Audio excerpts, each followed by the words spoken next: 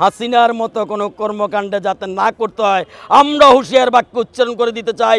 আমরা বিচক্ষণ ব্যক্তিকে নিয়ে বিতর্কে জড়াতে চাই না। নাগরিকবাসী আজকে প্রতিদিন আন্দোলনমুখী হচ্ছে।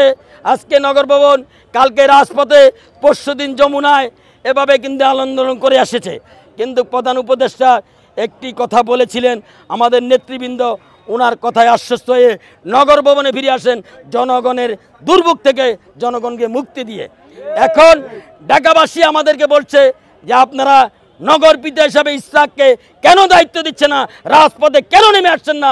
আমরা নগরবাসী রাস্তা নামবো আপনারা দলের থেকে যদি না নামেন। তাই আমরা আমাদের দলের সিদ্ধান্ত অনুযায়ী নগরবাসীর পাশে আছি। কারণ বিএনপি এমন একটি প্রতিষ্ঠান শহীদ রাষ্ট্রপতি জিয়া রহমান তৈরি করে দিয়ে গেছে, যেটা জনগণের সেবামূল্যে একটা প্রতিষ্ঠান বিএনপি দলটি। তাই এই দলটি জনগণের পাশে থেকে জনগণকে সেবা দিবে, এটাই স্বাভাবিক কার্যক্রম থাকবে।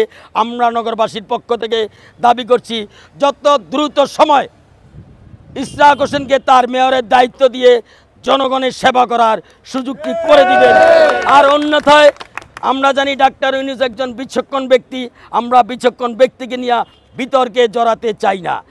যদি উনি মনে করে যে উনার এই আসিফ গংদেরকে দিয়ে দেশে একটা বিশৃঙ্খলা আবার একটা আন্দোলনের সূচনা তৈরি করবে, তার জন্য দায় দায়িত্ব ডক্টর ইউনূস এবং আসিফ রায় নিতে হবে। এদেশের জনগণ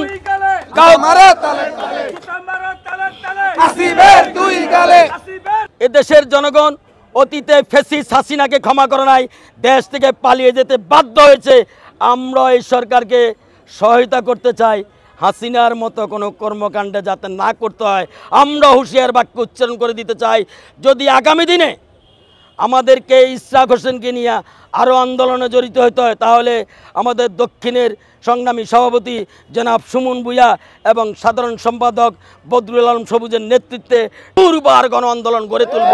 আমরা ওই আসিফ গমদেরকে হুঁশিয়ার করে বলে দিতে চাই, যত স্বল্প সময়ের ভিতরে শপথ বাক্য পড়িয়ে নগরের দায়িত্ব নগরের পিতা জনাব ইশরাক হোসেনকে দিয়ে নগরবাসীর সেবা প্রদান করার জন্য আমরা দ্রুতভাবে অনুরোধ করছি।